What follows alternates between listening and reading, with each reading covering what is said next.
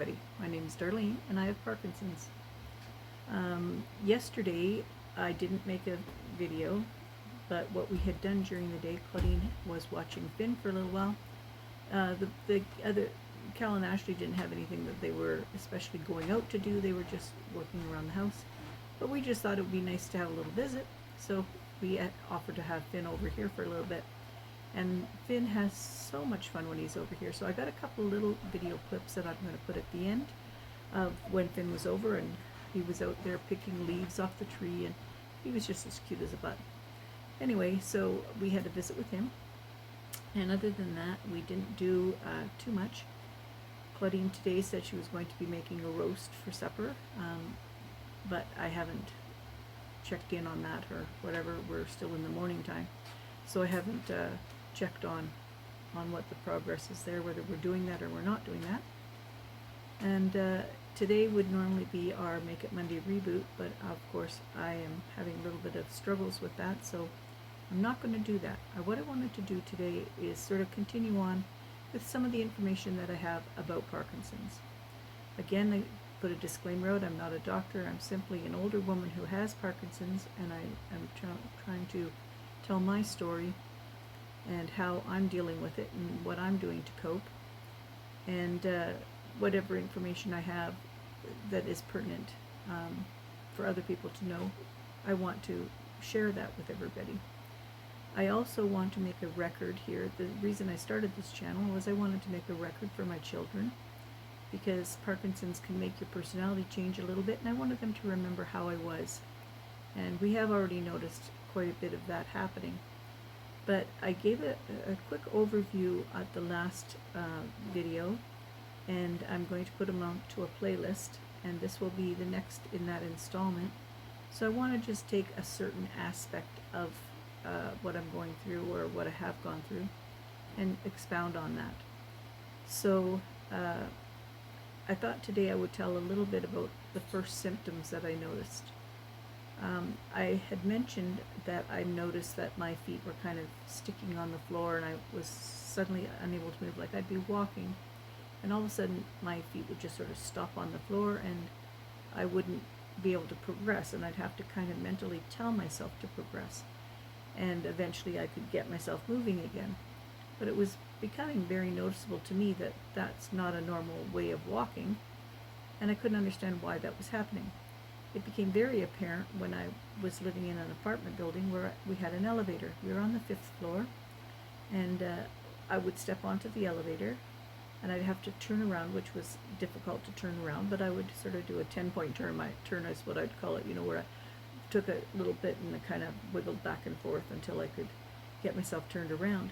But side shifting was very difficult, so I would walk onto the elevator, do one of these turns to get turned around, and push the button to go where I'm going to go. But if the elevator stopped at another floor before I got down to the main floor, and somebody else wanted to step on the elevator, I was now blocking their way. So the polite thing to do, you shift over. Actually, you wouldn't probably stand there, you would have already shifted, but anyway, I was standing right there. You would shift over so that they could walk on. But I couldn't make my brain tell my body that I'm supposed to shift over to the side without a little bit of mental challenge. So it would appear to them that I was being rude because I wasn't moving over, but I didn't have a way of explaining, because I didn't know why I couldn't shift over. But I would just sort of try my best to get moved over so that they could get on. But I knew that people were sort of thinking, that's kind of rude of her to stand there. But there was nothing I could do about that. But anyway, I wanted to just interject a cute little thing that I thought of just here. When we had lived in that apartment building for quite a while. We were we were the third people that moved into that apartment building. It was a brand new building. It was 96 suites, so we were the third person that moved in. So we had lived there for a long time. At the end, we'd been there 8 years before we moved out. But anyway, we had been there for quite a while, and so everybody sort of knew who we were. Or I thought everybody knew who we were. One day I was getting on the elevator, and this woman said, "Oh, are you new here?" Now, you have to understand, I never left my suite. I stayed in my suite most of the time. I shouldn't say never left. I only did a few things. I went to church, I went to my weight loss group, which I went to my weight loss group because it was a group of friends, because I never was successful at losing weight. But anyway, I did go because it was a lovely group of people, and I was friends with them all, and I enjoyed socializing. So anyway, I did do that. And other than that, there was very few things that I did. When I first moved out to Nova Scotia, we did quite a few things, but as time went by, I sort of secluded myself, and that was one of the things that I did, was stay in. So when I stepped on the elevator that day, and the person said, "Are you new here?" I said, "Oh no," I said, "I've been here right from the very start." I said, "We've been here for years." And she said, "Oh, I haven't seen you around." And I said, "Well, do you know Bill, the fellow with the red beard?" He had a red beard at the time, it wasn't gray. And he said, and they said, "Oh yes, we know Bill." And I said, "Well, I'm his wife." And they said, "Oh, we heard he had a wife." We heard he had a wife.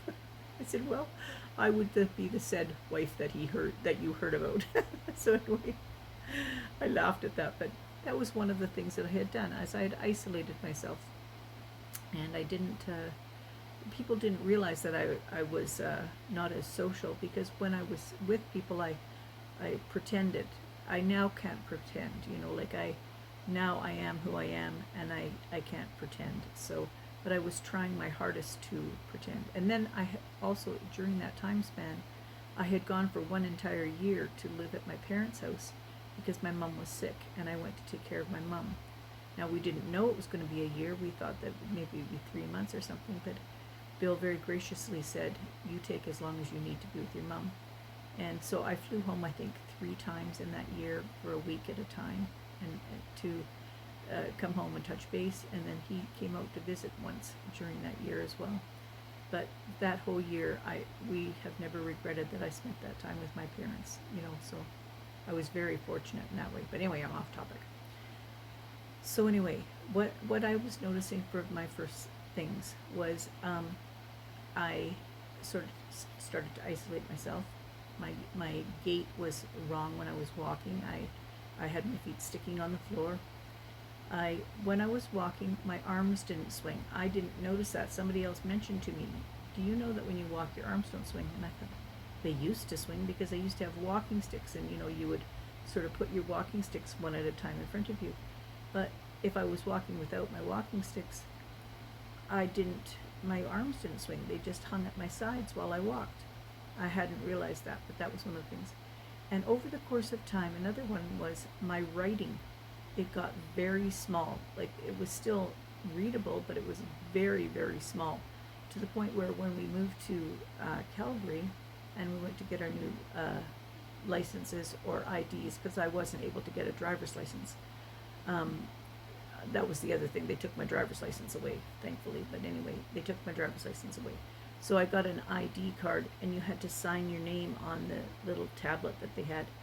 And my writing was so small that the tablet couldn't discern that was a signature. So I had to consciously try to make it larger.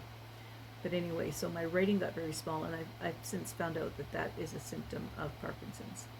Now my writing is no more. I can't write at all. Like, I can't read anything. For a while I would, when I wasn't living with Claudine, I would write something down, and then I couldn't read it later on, and I'd go, I wonder what this was. So I'd take a picture of it, and I'd send it to Claudine and say, can you tell me what you think I was writing here? She goes, "Mom, I can't even make it out. It's so messy. I can't even make it out." Now, if I had to write one number and it was a number 1, I would be unable to make it discernible or stay within lines. I just couldn't do it. That has to do with the fact that I can't even hold a pen now. Like, my fingers are, if I want to put my stylus in here, let's see, I'll try to show you here, if I can even get it picked up. Okay, so there's my stylus. I have everything attached to things because I drop it all the time, but if I was going to want to use my stylus, I would stick it in like this, and then I would try to poke on there. That's the reason that if I'm writing a comment back to you, if you've commented in the comment section and I comment back, it will look sometimes like I have spelt a word wrong, or I have put punctuation in the wrong spot, or capitalized a word in the middle of a sentence or something like that. it's because I'm not actually typing that. I'm speaking it into the microphone, and the microphone is very bad about hearing what I'm saying, and so it will often type things wrong, or if I pause, it will say the wrong thing altogether. Like, it will just type something that I didn't even say, and if I don't notice it, like, I sometimes try to notice it and try to backspace, but I can sit for a very long time trying to type one word, and I can't get it typed in properly. So therefore, it's difficult to do that. So I use the microphone thing, so it will say it wrong or do something that's crazy. I'll call somebody a name that I haven't even said, but and it's really bad for doing my children's names. Like, they all laugh. Well, they're going to get called today when I type something up. Anyway, so those were things that I noticed, and then I did notice that I was,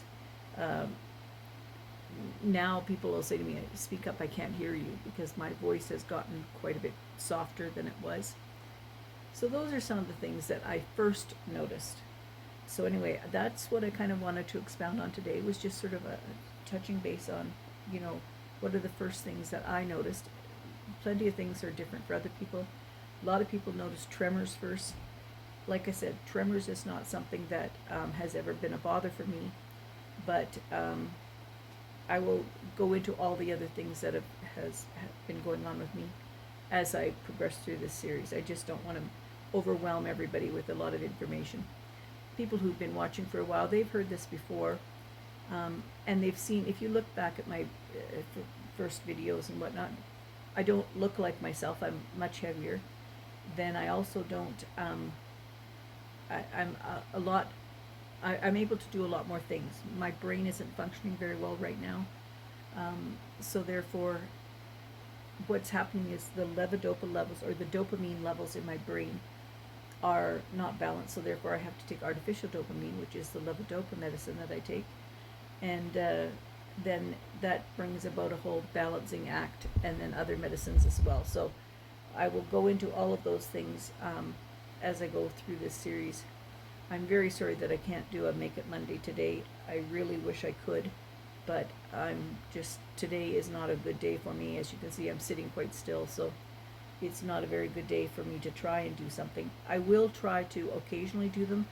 If I'm having a good day during the week, I may film ahead of time something for Make It Monday and then just post it on a Monday. So there's always a possibility of that happening. And even today, if later in the day I'm having good moments and whatnot, I might tape something for the Make It Monday and then put this video on the next day. But likely you're seeing this video on a Monday, and if you are, then I'm sorry that you didn't get to Make It Monday. And if you're seeing it on Tuesday, well then I guess you saw that I had a good day later on and I made something. So anyway, I'm going to leave it at that. I'm going to include a couple of those little videos that I said, they're just a minute or something, but gives you a chance to see my grandson.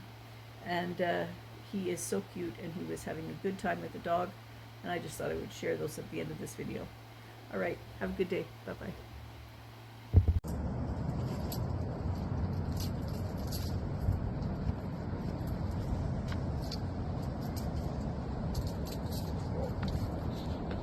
What are you doing? What are you doing?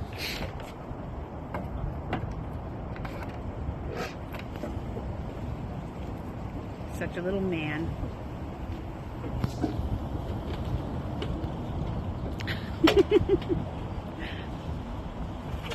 Oh, strong. Thank you. Thank you. That was nice.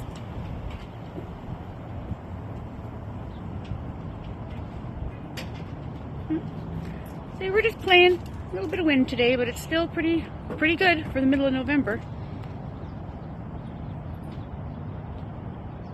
That's what Indica does. She looks up over the fence there at people. Whee!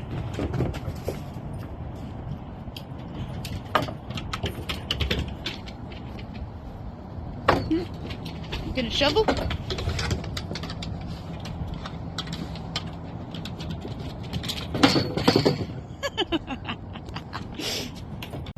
doing? Are you a good girl? What are you doing over there? Are you a good girl?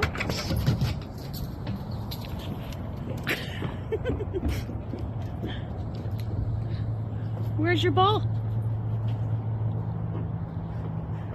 Where's the dog's ball? Yeah. Where's his ball? Oh, she's finding it.